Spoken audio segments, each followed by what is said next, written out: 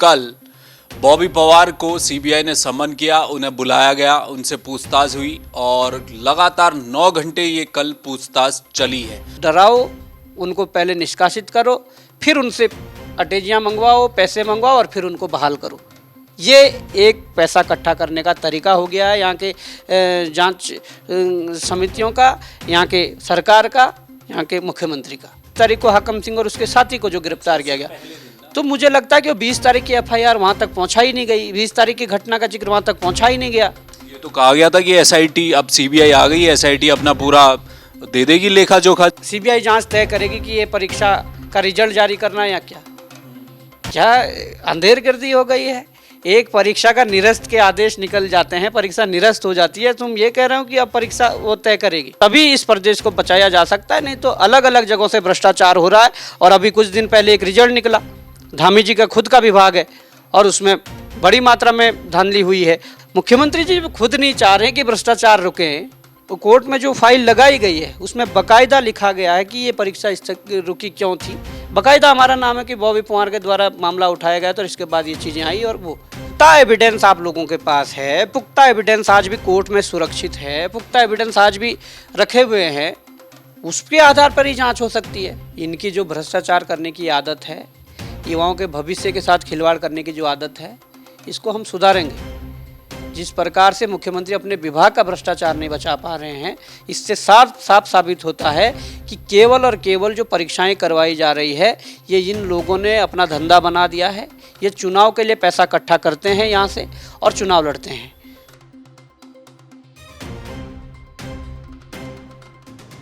स्नातक स्तरीय भर्ती परीक्षा में पेपर लीक के मामले में सीबीआई जांच इस समय चल रही है। अचानक एक मोड़ भी आया है जब कल बॉबी पवार को सीबीआई ने समन किया, उन्हें बुलाया गया, उनसे पूछताछ हुई और लगातार 9 घंटे ये कल पूछताछ चली है। सीबीआई ने क्या कुछ जानने की कोशिश की है, क्या कोई एविडेंस भी बॉबी पवार से मांगे गए हैं, और भीतर जब बॉबी पवार गए थे और जब बाहर निकल कर आए, एक वीडियो भी इन्होंने जारी किया।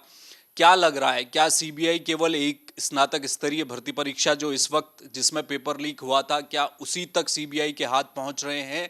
क्योंकि उत्तराखंड में और भी कई भर्ती घोटाले हुए हैं और हो रहे हैं, रुकने का नाम नहीं ले रहे। शिक्षा विभाग में तो इतना बड़ा मामला आया कि फर्जी जो स्थायी निवास प्रमाण पत्र है वो हत्या कर लोगों ने, सैकड़ों लोगों ने नौकरी कर ली, सरकार से पैसा ले लिया। तो ये सब बवंडर चल रहा है। और क्या आप बॉबी पवार आगे कह रहे हैं, क्या पूछताछ में हुआ, बातचीत करेंगे। बॉबी पवार मेरे साथ इस वक्त हैं। बॉबी भाई, तो ये तो एज यूजुअल था, पहले से लग रहा था कि सीबीआई आपको समन करेगी। क्या कल पूछताछ हुई है? देखिए, कल बुलाया था तो हम गए और हमारे पास जो डिजिटल एविडेंस और तमाम प्रकार के उस दिन की जो चीज़ें थी, हमने सीबीआई को उपलब्ध करवाया। तमाम प्रश्न हुए, तमाम चीज़ें हुई कि किस प्रकार की उस दिन का पूरा वो रहा, किस प्रकार से घटना हुई, क्या हुआ क्या। तो तमाम जितने सवाल थे हमने उन चीज़ों को वहाँ पर रखा और वो रखने के बाद हमें लगभग 9 घंटे बाद हम वहाँ से फ्री हुए। तब जाकर हमने अपने शुभचिंतकों को एक वीडियो जारी करके अपना स्टेटस बताया कि हम कहाँ हैं, क्या है। आपने बात कही थी जो कल कि क्या केवल इसी स्कैम को सीबीआई छू रही है, क्योंकि और भी भर्ती स्कैम हुए हैं, क्या वहाँ तक भी सीबीआई जा रही है? जब बातचीत आपकी सीबीआई के अधिकारियों से हुई, मैं इतना डिटेल में तो नहीं पूछूंगा अंदर क्या चीज बातचीत हुई, वो एक जांच का विषय है, जांच प्रभावित नहीं होनी चाहिए। लेकिन आपको क्या लगा, क्या सीबीआई और भी जो स्कैम हुए हैं वहाँ तक जा सकती है, ऐसा लग रहा है? देखिए, सीबीआई को जाना चाहिए, सरकार को भी ये प्रस्ताव रखना चाहिए। और मैंने तो जब से मैंने उत्तराखंड बेरोजगार संघ के अध्यक्ष पद पर रहकर कार्य किया, तो हमने तो उस समय से लेकर की घटना बताई। वो चाहे हमारा फॉरेस्ट गार्ड भर्ती घोटाला हुआ हो, जब हमें 12 घंटे टंके पर रहना पड़ा चढ़कर जांच की मांग के लिए, चाहे उसके बाद 21 में चाहे स्नातक स्तरीय भर्ती परीक्षा घोटाला हो जिसमें कई गिरफ्तारियां हुई, अलग अलग स्टेटों से उसके तार जुड़े, उसके बाद भी सीबीआई जांच के आदेश नहीं हुए, चाहे अभी वर्तमान समय का मामला हो। हमने तो ये सारा घटनाक्रम, ये सारी चीज़ें अपने बयान में दी है, अपने उसमें लिखा है कि इस प्रकार की चीज़ें प्रदेश में चल रही है। हमने साफ तौर पर कहा है कि 2-3 तरह के गैंग काम कर रहे हैं।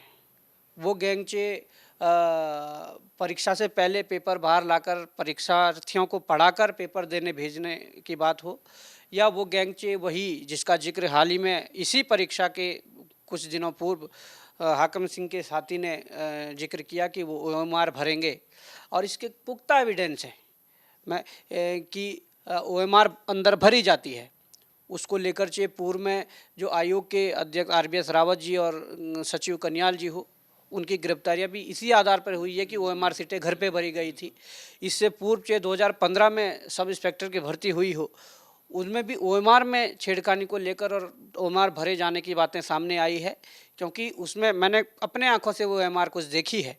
जो भी ओएमआर होती है तो उसमें जब रोल नंबर कम से कम 7-8 डिजिट का जब होता है, तो उसमें रोल नंबर को जब अंकों में लिखा जाता है तो उसको 1 2 5 6 ऐसे करके लिखा जाता है, पर उसमें जब वर्ड्स और शब्दों में जब लिखने की बारी आती है तो उसको भी इसी प्रकार से लिखा जाता है कि 0 को 0 लिखा जाता है, 1 को 1 लिखा जाता है, 5 को 5 लिखा जाता है। पर उन ओएमआरों में मैं लगातार देख रहा था कि कई ऐसे जो टॉपर बने हुए हैं सब इंस्पेक्टर, उन्होंने लिखा था कि 39 लाख 56 हज़ार इस तरीके से, 35 लाख 56 हज़ार इस तरीके से। मतलब एक जो बोर्ड की परीक्षा में 10वीं में जिस प्रकार के रोल नंबर लिखे जाते हैं उस प्रकार के रोल नंबर लिखे गए थे और टॉपर बने हुए हैं। तो ये सारी पुख्ता एविडेंस है और इन पर जांच होनी चाहिए। इसके अलावा मैंने ये सारी घटनाक्रम का जिक्र जरूर किया, और पर मुझे लगा, जहाँ तक अभी लगा, और तो मुझे ये लगा कि केवल और केवल सीबीआई अभी एक एंगल पर काम कर रही है। वो एंगल यही एंगल है कि पेपर उस सेंटर से बाहर आया, डिजिटल रूप में कहाँ कहाँ गया, क्या है, ये चीज़ें हैं।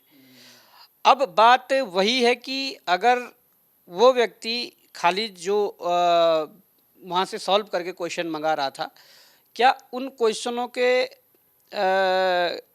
सॉल्व करने मात्र से उनका सिलेक्शन हो जाता? ऐसा नहीं है। मैं ये कहना चाहता हूँ कि ऐसे कई और सॉल्वर भी होंगे। कोई एक्सपर्ट रीजनिंग का अलग होगा, जीएस का अलग होगा, हिंदी का अलग होगा, तो अलग अलग जगह से कुछ चीज़ें मंगाई होगी। और मुझे लगता है कि इसकी तह तक जाने की ज़रूरत है, और सीबीआई अभी तक, जहाँ तक मुझे लगा, इसी एंगल को देख रही है। यहाँ तक कि बड़ा दुर्भाग्य है, हमारी जो एसआईटी गठित हुई थी, जिसको कहा जाता था कि बहुत अच्छी तरीके से, तो अभी तक मुझे लगता है कि एसआईटी ने वो क्या सारी चीज़ें सीबीआई को दी है, नहीं दी है। अगर सारी चीज़ें दी होती तो सीबीआई भी अलग अलग एंगल पर काम कर रही होती, मुझे ऐसा लगता। पर अभी तक मुझे लगता है कि जो 20 तारीख की एफआईआर है, जिसके तहत 2 लोगों को उठाया गया और बंद करा गया जेल में, नहीं, 20 तारीख को हाकम सिंह और उसके साथी को जो गिरफ्तार किया गया, तो मुझे लगता है कि वो 20 तारीख की एफआईआर वहाँ तक पहुँचा ही नहीं गई, 20 तारीख की घटना का जिक्र वहाँ तक पहुँचा ही नहीं गया। ये तो कहा गया था कि एसआईटी, अब सीबीआई आ गई है, एसआईटी अपना पूरा दे देगी लेखा जोखा जो निकल जहाँ तक पूरी बात है वो एक एंगल पर काम हो रहा है। चाहता हूँ दोनों एंगलों पर बात हो। और इसके अलावा तीसरी बात मैंने कही थी, एक ओएमआर सीट भरने को लेकर, एक परीक्षा से पहले पेपर बाहर लाकर छात्रों को पढ़ाने को लेकर, और तीसरा एक ब्लूटूथ वाला जो गैंग है। इस प्रकार के जो ये चीज़ें हैं, ये तमाम प्रकार के अलग अलग प्रकार के लोग, और लंबे समय से कई परीक्षाएं ऐसी है जिसमें इनकी पुनरावृत्ति हुई है इन माफियाओं की, कि अगर इस परीक्षा में भी ये माफिया संलिप्त है तो अगले परीक्षा में भी संलिप्त पाया गया। तो जब इस प्रकार का एक चैन है, इस प्रकार का, तो उस चैन को तोड़ने के लिए मुझे लगता है कि सरकार को भी सहयोग करना चाहिए, उत्तराखंड बेरोजगार संघ को भी सहयोग करना चाहिए। हम लोगों से जितना होगा, जितना हमारे पास है सारी चीज़ें, तो हम लोग भी उसको देकर हम सहयोग करेंगे। पर ये ना हो कि सीबीआई जांच के नाम पर फिर से सरकार वो करना चाहे कि बिल्कुल भी चीज़ें ना निकले। जिस प्रकार से मैं आज कुछ अखबारों की कटिंगें देख रहा हूँ, वो कह रहे हैं कि सीबीआई जांच तय करेगी कि ये परीक्षा का रिजल्ट जारी करना है या क्या अंधेरगर्दी हो गई है। एक परीक्षा का निरस्त के आदेश निकल जाते हैं, परीक्षा निरस्त हो जाती है, तुम ये कह रहे हो कि अब परीक्षा वो तय करेगी। वो तो उस दौरान तय हो चुका है कि भाई गड़बड़ियाँ हुई है। इसका कहने का मतलब ये है कि आज भी आंदोलन के दौरान जो आंदोलन को प्रभावित करने के लिए इस परीक्षा जो भ्रष्टाचार की भेंट चढ़ी है, इसको बचाने के लिए जो षड्यंत्र उस दौरान हो रहे थे, वो चाहे रुद्रप्रयाग में डीएम को परीक्षा परिणाम जारी करने को लेकर लेटर ज्ञापन दिया हो, या हरिद्वार से कुछ 6-7 बसें भरकर 250 के लगभग जो बच्चे यहाँ लाए गए हो, नाबालिग बच्चे, नाबालिग बच्चे, शैलेश बगोली जी के पास जो प्रतिनिधिमंडल मिला है, चाहे वो हो, तो ये घटना शंकाएं फिर पैदा करती है कि क्या इतने बड़ी व्यापक स्तर पर इस परीक्षा में धांधली हुई है। या हम जब उस दिन आयोग को मिले शाम को 7:30-8 बजे, आयोग ने इस बात को एक्सेप्ट किया है कि हाँ, हमारे जो जैमर थे वो सारे 5G के नहीं थे, कुछ जगहों पर 4G और कुछ जगहों पर 3G भी थे। तो जब 3G और 4G जैमर सक्षम नहीं हैं आपके 5G को रोकने में, तो कैसे कह सकते हैं कि सारी चीज़ें। इसके अलावा और भी चीज़ें हैं। मुझे लगता है कि SIT को एक एक चीज़ CBI को उपलब्ध करवा देनी चाहिए, और जहाँ तक कुछ और बातें होंगी निश्चित ही हमारे पास जितना भी होगा हम भी देंगे, ड्राफ्टिंग करके हम भी देंगे। और रही दूसरी बात, जिस दिन आंदोलन स्थल पर CM आकर घोषणा करते हैं CBI की, उस ज्ञापन को पढ़ना होगा। उस ज्ञापन में लिखा हुआ है भर्ती घोटाले की CBI जांच। केवल ये नहीं है कि स्नातक स्तरीय परीक्षा लिखी हुई है, भर्ती घोटाले की CBI जांच लिखी हुई है, करनी चाहिए। तभी इस प्रदेश को बचाया जा सकता है, नहीं तो अलग अलग जगहों से भ्रष्टाचार हो रहा है। और अभी कुछ दिन पहले एक रिजल्ट निकला, धामी जी का खुद का विभाग है और उसमें बड़ी मात्रा में धांधली हुई है। अभी एक्सपोज होगी वो चीज़ें, विधायक की बेटी से लेकर और तमाम प्रकार के जो चिकित्सा अधिकारी हैं, उनके पत्नियां, उनके लोग, उसमें मुख्यमंत्री का आयुष विभाग है। और अभी निकालेंगे, देंगे, एविडेंस भी देंगे कि कौन कैसे हुआ है, तमाम प्रकार की चीज़ें। आप कह रहे हैं कि पूर्व विधायक की बिटिया है जो क्वालिफाई कर गई है। बिल्कुल, तमाम प्रकार के लोग हैं। वो सारी चीज़ें मैं बताऊंगा ना कि कौन क्या है, कैसा क्या है और कैसे हुआ है। तो ये इस प्रकार से मुख्यमंत्री जी खुद नहीं चाह रहे हैं कि भ्रष्टाचार रुके। वो परीक्षा 2022 का विज्ञापन है, उस विज्ञापन में जब निकला तो इंटरव्यू के बेसिस पर उसको करवाना चाह रहे थे।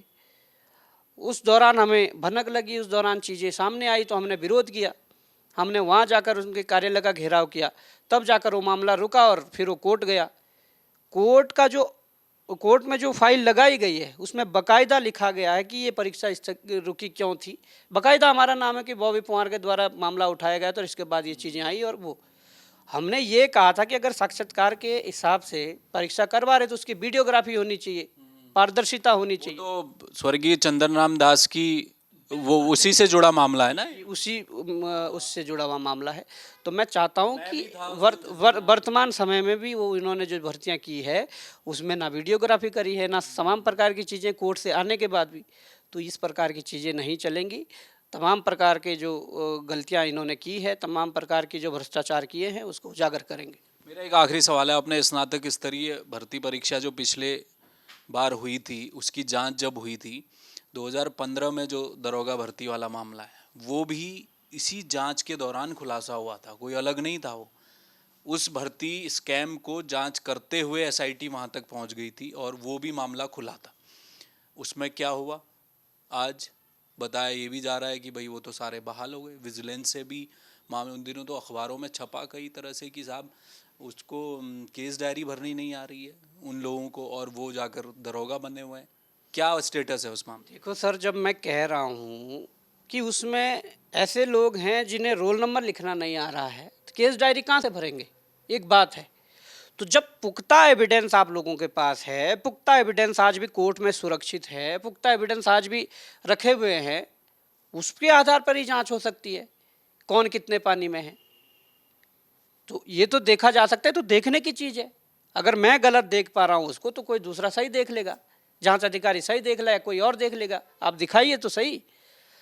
पर ये प्रचलन हो गया है कि किसी को उनकी गलत तरीके से नौकरी लगने के नाम पर उनको डराओ, उनको पहले निष्कासित करो, फिर उनसे अटेजियाँ मंगवाओ, पैसे मंगवाओ और फिर उनको बहाल करो।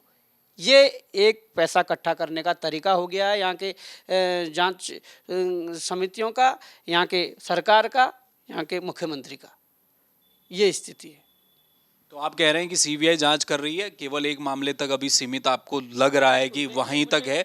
और मैं जोड़ रहा हूं कि एसआईटी ने, मुझे नहीं पता एसआईटी की फाइंडिंग में क्या आया है, मेरे पास कोई कागज़ नहीं है, लेकिन यही अखबार हैं हरिद्वार से, देहरादून से, जो अखबारों में जो खबरें आई हमने भी पढ़ी, उसमें ये कहा गया कि साहब सरकार भी ये कह रही है कि खालिद था वो नकल करना चाह रहा था और इसके अलावा कहीं कोई नकल नहीं हुई, हमने उसको धर दबोचा है, बस मामला यहीं तक है। बाकी परीक्षा तो सरकार कह ही रही थी कि बाकी जगह कोई दिक्कत नहीं हुई, तो ये तो यहीं पर सिमट जाएगा मामला। देखिए, वो तो सरकार को भी पता लग जाएगा कि मामला कहाँ पर सिमटता है, कहाँ पर नहीं सिमटता है। इनकी जो भ्रष्टाचार करने की आदत है, युवाओं के भविष्य के साथ खिलवाड़ करने की जो आदत है, इसको हम सुधारेंगे। जिस प्रकार से मुख्यमंत्री अपने विभाग का भ्रष्टाचार नहीं बचा पा रहे हैं, इससे साफ साफ साबित होता है कि केवल और केवल जो परीक्षाएं करवाई जा रही है, ये इन लोगों ने अपना धंधा बना दिया है। ये चुनाव के लिए पैसा इकट्ठा करते हैं यहाँ से और चुनाव लड़ते हैं। ये हरगिज़ नहीं होने दिया जाएगा। और जहाँ तक बात रही खालिद और तमाम प्रकार के लोगों की, तो तमाम प्रकार की चीज़ें हैं ना उसमें। अगर वहीं तक मामला सीमित था तो हरिद्वार से बच्चे 250-250 बच्चे क्यों आ रहे, नाबालिग बच्चे, परीक्षा को बचाने के लिए? रुद्रप्रयाग में डीएम को ज्ञापन कौन दे रहा है? तमाम प्रकार की और भी चीज़ें हैं। कई जगह सीसीटीवी कैमरों की जो शिकायतें आई वो आई है, कई जगह जैमरों की शिकायतें आई है वो आई है। तो इसका जवाब कौन देगा? केवल एक एंगल से चीज़ों को देखना, ये तो इनके विधायक से लेकर मंत्री तक लास्ट दिन तक कह रहे थे, 8वें दिन तक, कि पेपर लीक नहीं हुआ है, केवल 13 प्रश्न बाहर आए हैं। इनका प्रदेश अध्यक्ष तो ये कह रहा था कि नहीं, अभी पेपर ही बाहर आया है, रिजल्ट नहीं आया है। कहने का मतलब क्या है? ये तो ये बात हो गई कि अनपढ़ पटवारी बस्ता भारी वाली बात हो गई है। तो मैं कहना चाहता हूँ, ये पढ़े लिखे नौजवान हैं और ये पढ़े लिखे नौजवान अपना हक और अधिकार मांगना जानता है। ये संविधान भी पढ़ता है, कानून भी पढ़ता है। इनको तुम इस तरीके से गुमराह नहीं कर सकते हैं जिस तरीके से तुम आम जनता को, गांव के गरीब और कम पढ़े लिखे लोगों या अनपढ़ लोगों को तुम गुमराह करते हो। ये नौजवान लड़ेगा और अपने अधिकारों के लिए लड़ेगा और इन लोगों को सबक सिखाएगा जो लंबे समय से इसमें संलिप्त है। बहुत शुक्रिया, धन्यवाद। तो ये थे बॉबी पवार। देखिए, सीबीआई जांच कर रही है। मैं, इस राज्य के लोग, देश के लोग आज भी सीबीआई जैसी सर्वोच्च संस्था पर बहुत भरोसा करते हैं। जिस तरह से अदालतों पर लोगों का विश्वास है, वैसा ही सीबीआई पर भी है। और आज भी हमें सीबीआई को मौका देना है। इंतज़ार कीजिए, सीबीआई पर विश्वास रखिए। और होना ये चाहिए, उम्मीद इस बात की है कि अगर सीबीआई जांच कर रही है तो भगवान के लिए, इस राज्य के भलाई के लिए सीबीआई केवल एक मामले तक सीमित ना रहे। इस दफा सीबीआई के पाले में गेंद है और ये जो भ्रष्टाचार, नौकरियों का, पेपर बेचने का जो खुली दुकानें उत्तराखंड में सजा दी गई हैं, हाकम सिंह जैसे लोग न जाने कितने घूम रहे हैं। यही मौका है, आज सफाई हो जाए। तारें जहां तक जुड़ी हुई हैं वहां तक सीबीआई जाए, चाहे सफेद पोश आए या बाहुबली आए, नेता आए, जो भी हो, उसे पकड़कर सलाखों के पीछे और बताया जाए राज्य को कि ये सफाई हुई है और ये तार यहाँ से जुड़े हैं। इस बात का विश्वास सीबीआई पर रखिए। सीबीआई की जांच जारी है। बॉबी पवार से इस समय पूछताछ की है, उनसे कई सवाल पूछे हैं और बॉबी का कहना यह है कि मेरे पास जितने भी दस्तावेज हों, सीबीआई उन्हें रात के 2 बजे भी बुलाएगी तो वो जाने को तैयार है। बस एक शर्त है कि केवल एक मामले तक सीमित मत रहिए। उत्तराखंड में बेरोजगार युवाओं के भविष्य का सवाल है और ऐसे गुनहगारों तक जरूर पहुंचिए। कैमरामैन मयूर उपाध्याय के साथ हेमवत, जय भारत टीवी। आप देख रहे हैं जय भारत टीवी।